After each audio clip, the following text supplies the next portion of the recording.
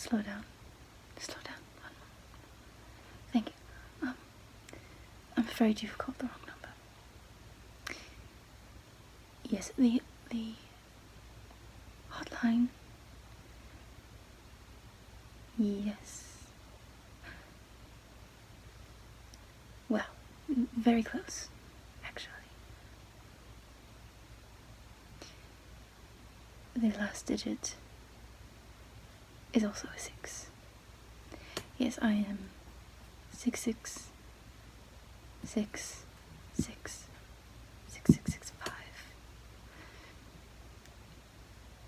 Easy to confuse. Yes. Well, I do apologize. I hope that you and your problem get solved very quickly. Yes. Alright. Goodbye then. Poor fellow. Ah. Hello there. You must be looking for a game to play on Halloween night. Yes. Very well. We have many games here. Is there anything in particular that you would have an interest in? Well, we do have a standard card deck. Nothing too special about it. It's just basic. Is that all you're looking for today? If you don't mind, it seems as if you might be craving something a little more exciting. Yes? Well, we do have a variety of exciting, scary games that any ghoul monster would enjoy. I could show you a few if you would be interested. I wouldn't want your night to be boring. No, it wouldn't be good at all. Well, I could start with this one. It is called Cryptid. It's got a very interesting monster on the front. So, this game, if you're unaware of a cryptid, it's a creature whose existence is disputed or unsubstantiated. So, something very similar to ourselves. However, I think the intelligence is quite different. They are indeed a creature, and we are somewhat humanoid.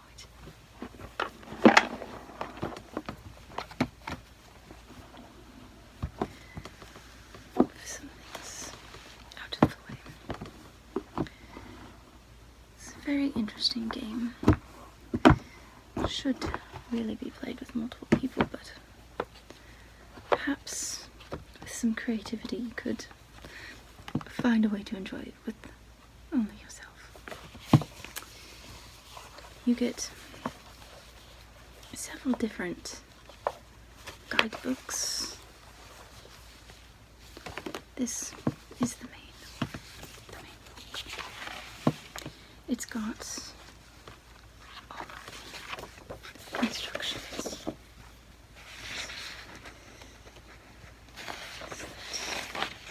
You don't get confused along the way.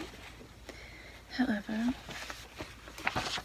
this game is meant to confuse you. So, I shall read you. The goal of the game is to correctly identify the only space on the board which can be the cryptid's habitat. Every game begins with the initial sharing. The starting player must place a cube in a space on the board which could not be the habitat, according to their clue. The player on the left will then do the same, and this continues clockwise until the players have placed 2 cubes. You are allowed to place your pieces on a space which contains a structure, but cannot place a piece of space which contains another player's cube. The starting player will then take the first turn. And so it sort of goes around until you've identified where the creature's habitat is. So the core principles is, whether you choose to question or search, you must obey these core principles of the game. You must be honest in placing your pieces on the map. However, if you're not, that can create an interesting dynamic. That, however, would be most enjoyed if you and the other players all consent to the idea that one of you could be lying. Yes. Pieces are never removed from the board. You may never interact with a space that contains any cube. This means that you cannot question, search, or place any of your pieces in that space. If you make someone place a cube on your turn, you must also place one of your cubes somewhere on board. This applies whether you've questioned or searched. If one of your pieces is already on a space, you cannot add another piece to that space. It's quite interesting. There's hints and clues within the guidebook, and many different ways to play the game. As you can see, the guidebooks are coloured and numbered.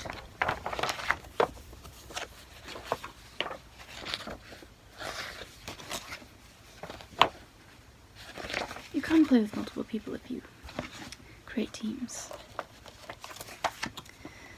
but it comes with all of these board pieces. Very interesting. Yes. And you set it up based on the storyline that you've decided to play that night. So many different types of maps can be arranged. Many different habitats can be created. And not every board is used for the storyline. So it's pretty much endless. Well, technically not, but in terms of gameplay, there's much variety. So it does come with block pieces, circles, towers, and little cubes that match the colours of each playing member. And these are the different storylines. So it's not in bulk, it's in a card form. So you can see that this is the map that you would set up. And these are all of the hints that are in this specific guidebook based on a specific colour. So in this one, the purple player only gets one hint. And in this one, it's quite interesting. There's lots of different ways to play the game. And it can cause quite a bit of playful feuds. If you're competitive, or you're a type of group that is known for often disagreeing with one another, you might find it quite challenging.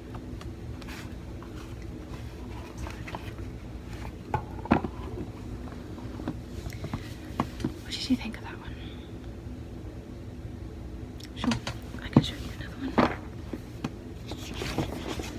Now, we do have a classic clue game, if you're interested in that. Quite a few different versions. This is just the one that we have. But I'm sure you've played it before. Don't need any introduction to that one. Alright. This one is quite interesting. It is Escape the Haunted Mansion. if at any point you were alive from the 70s to now, you might recognize these characters, but if not, it's a television program where they solve mysteries. This is a mystery manual. It's sort of set up like the last one, where you get a story and you each play as one of the characters.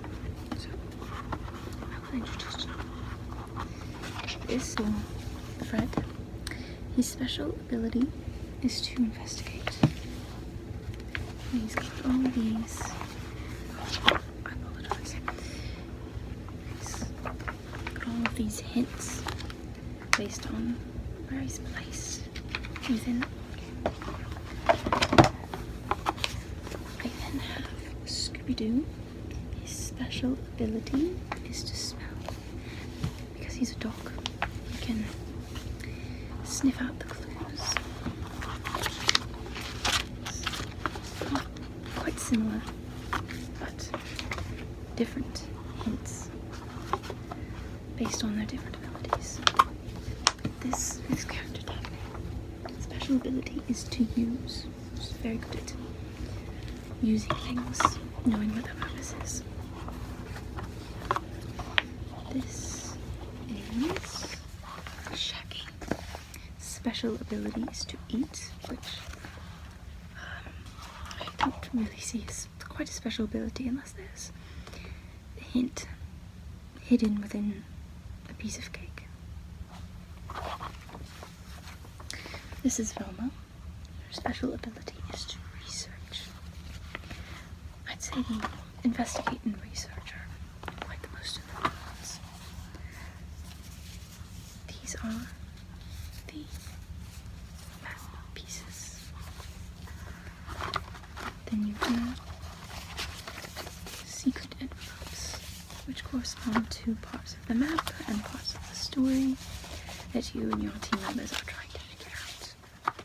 And they do have things inside of them, as you can see.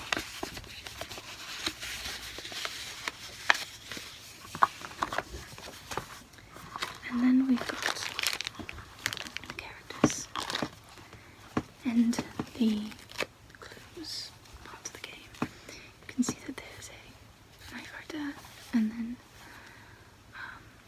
a letter with some bloodstains on it. It's quite an interesting game. I've seen others play it, and they seem to have a very fun time trying to figure out how everything is related.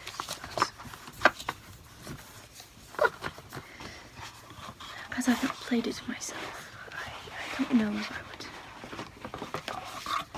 give it my seal of approval.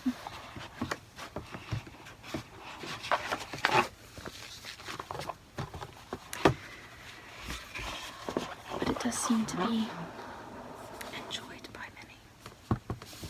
I also have another game right here. It's a bit different. It's called Betrayal at House on the Hill. This is the second edition. I recommend 3 to 6 players. Now, this one does have house pieces. It comes with many things. So this one is the Traitor's Tome. You don't read until the hot scenario begins. There's also different scenarios. This is the rule book. And this is the Secrets of Survival. Don't read until the hot begins. So that's me. Grab the rule book to explain. So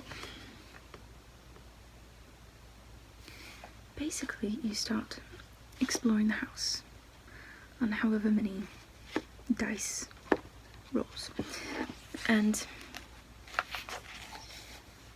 once you roll a specific, let me figure out what that is.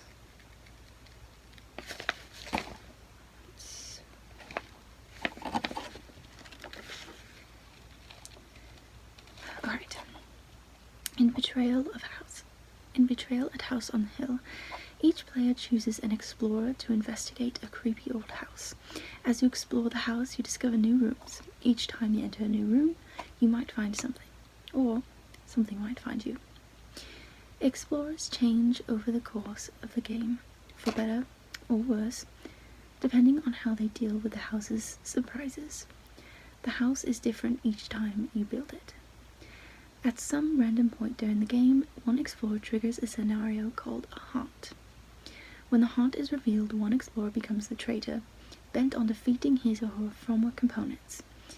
The rest of the explorers become heroes, struggling to survive.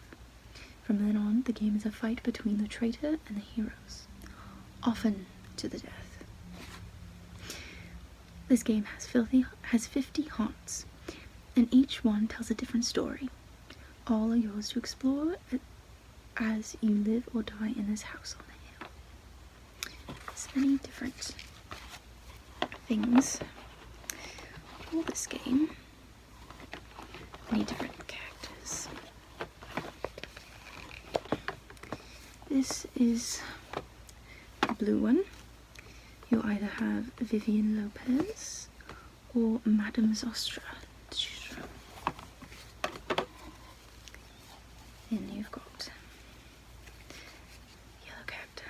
It's either Zoe Ingstrom or Missy Dubourg. White character, Father Reinhardt or Professor Longfellow. The red character, Ox Bellows, Darren Flash Williams. The purple character is Jenny Leclerc, Heather Granville, and then the final one is a green character. You can either be Brandon Jaspers or Peter Akamoto. And then you've got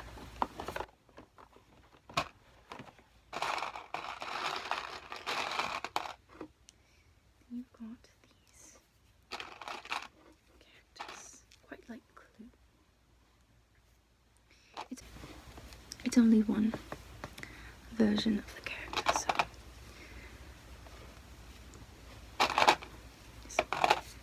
and there's a section that has all of the different house pieces, and some have a symbol which indicates which card you pick up. So many different parts of the house. Ballroom, the creaky hallway, gymnasium, the abandoned room, the underground lake. Many different interesting rooms to add and interact with.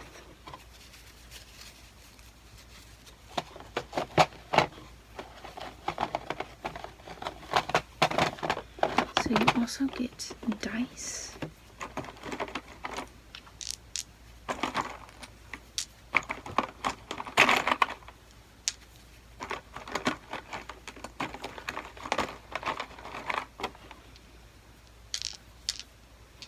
You get 8 die.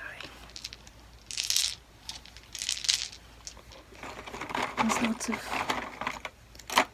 special tokens.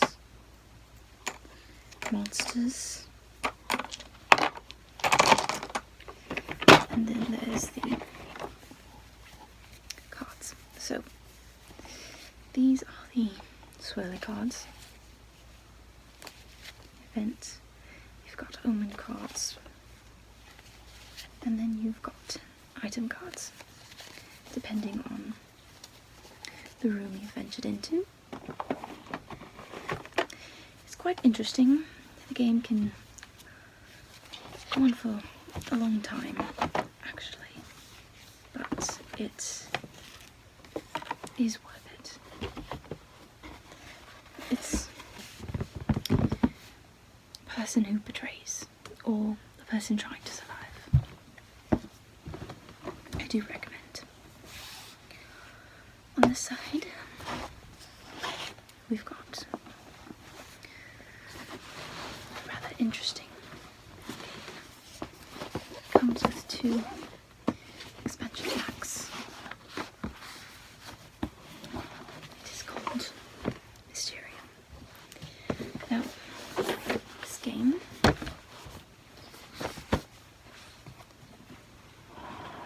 is quite unique. I've never seen anything like it before. You've got your rule book, and then you've got a board. Now, this is for the person that you've dedicated as the ghost, per se. You've got all of these different slots in here for the different investigators. And then you've got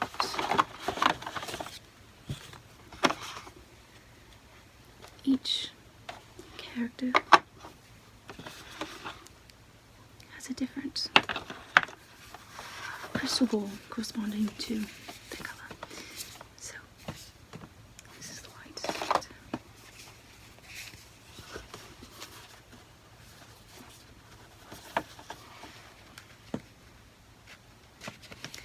This is the black character. This is the blue character. The red character. The yellow character. And the pink character. It's very interesting. So you've got someone assigning a specific story to each investigator. And with these cards right here, they reveal them to the investigators and try to create clues so that they can figure out part of the mystery. And there is a specific time limit to get it done in, but these are the person cards, who done it, essentially. This is the location cards. And these are the weapon cards. Many different items to choose from. Very beautiful artwork. It's very interesting, and with the amount of cards available in all of the different expansion packs, it can offer many different versions of Roleplay, especially depending on who is the designated ghost. Yes. So those are board games, but I do have some cards that are more interesting than this one that you've picked out. But this one is called Aunt Agatha's Attic, a game of getting along, getting stuff together. It's essentially Yahtzee, except you're trying to obtain a specific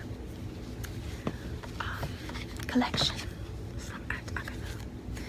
You get a specific set of cards, and then you have to face consequences. One hug, you probably lose something, and then you'll put your cards down and try and like grab it. It's quite interesting, very fast-paced game. Something simple to learn. This is a school card. Very simple, very fast, but loads of fun. Now I do have card decks that are a lot more interesting than the plain one. I have this one. It is called card deck. Very beautiful cards. Yes. The cards themselves are simple, but the design is much more interesting than the classic, in my opinion at least. And then we have this very special deck. It's a ghost deck. It does not glow in the dark, although it might seem like it. But you can only see the cards at a specific light. See? Very interesting. Much like a ghost. It can only be seen in a certain way. And then I have got this deck. Is called The Key to the Kingdom. It's quite interesting. It's got this beautiful spider on the back, and every card has its own picture.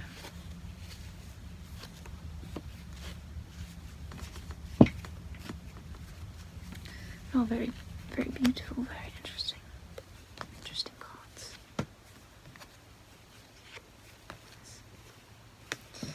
And what's very special about these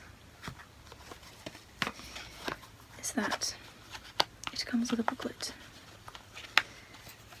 but not just any simple booklet. There's no instructions on how to play, since it is just a deck of cards. But this booklet has a poem that goes along with each card and corresponds to the picture. And for the 9 of Hearts is, what's the news of the day? Good neighbour, I pray. They say a balloon is gone up to the moon. You see 9 heart-shaped balloons. I'll show you another one. A classic. Old King Cole was a merry old soul, and a merry old soul was he.